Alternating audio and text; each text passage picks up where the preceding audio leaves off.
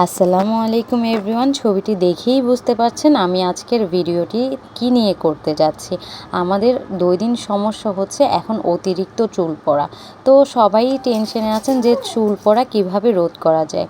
তো আজকের ভিডিওতে এমন একটি তেল দেখাবো যে তেলটি 7 দিনের মধ্যে আপনারা ভালো ফলাফল পাবেন, চুল পড়া রোধ করবে, সাথে নতুন চুল গজানো শুরু করবে। তো চলুন আল্লাহর নাম নিয়ে তেলটি বানানো শুরু করে দিই। তেলটি তৈরি করতে আমাদের লাগবে অ্যালোভেরা, মেহেদি পাতা, নিম পাতা, 1 চা চামচ কালো জিরা, 1 চা চামচ মেথি আর 7 থেকে 8টি বা 5 থেকে 6টি লবঙ্গ। এরপর আমি একটি পাত্রে তেলগুলো ঢেলে নিলাম আর তেলটি একদম অল্প আছে চুলার মধ্যে দেব। যখন হালকা গরম হয়ে আসবে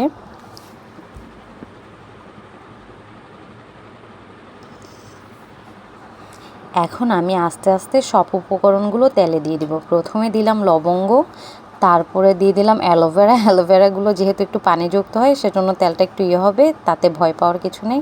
এরপরে মেহেদি এবং কি নিম পাতা দিয়ে দিলাম, এরপরে কালো জিরা আর মেথি দিয়ে দিলাম। এবার আমি আস্তে আস্তে কিছুক্ষণ পর নাড়তে থাকবো, ততক্ষণ অবধি নাড়বো যতক্ষণ না তেলটি আপনার ভালোভাবে ওই যে উপকরণগুলো দিয়েছি ভাজা হয়ে যায়। যখন দেখবেন খুব ভালোভাবে ভাজা হয়ে গেছে, আমি 2 থেকে 3 বার নেড়ে নেড়ে দেখেছি। একদম চুলাটা কিন্তু হালকা আঁচে রাখতে হবে, বেশি হাই হিটে রাখলে কিন্তু সবগুলো উপকরণ পুড়ে যাবে। আর যতক্ষণ না ব্রাউন কালার হয় ততক্ষণ অবধি তেল বন্ধ করবেন না। যখন দেখবেন উপকরণটি ব্রাউন কালার হয়ে এসেছে তখন আস্তে করে চুলাটা অফ করে দিয়ে যে গরমটা থাকবে ওই গরমে উপকরণগুলো সিদ্ধ হতে থাকবে। এর মধ্যেই দেখবেন ভিটামিনগুলো তেলের সাথে মিক্সড হয়ে গেছে। এরপরে আমি একটি পাত্রে ঠান্ডা হওয়ার পর তেলগুলো ঢেলে নেব। এটি আপনি 5 থেকে 6 মাস, 2 থেকে 3 মাস আপনি এটি রাখতে পারবেন, সংরক্ষণ করতে পারবেন। কিন্তু আমি বোতলে কিছু গাছের শিকড় আর মেথি আর কালো জিরা দিয়ে দিয়েছি।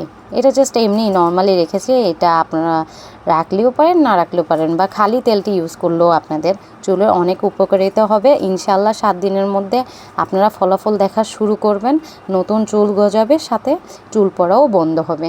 যদি আমার তেলের ভিডিওটি ভালো লেগে থাকে তাহলে অবশ্যই আমার চ্যানেলটি সাবস্ক্রাইব করে দিবেন, ভিডিওটি লাইক করে দিবেন এবং শেয়ার করতে একদমই ভুলবেন না।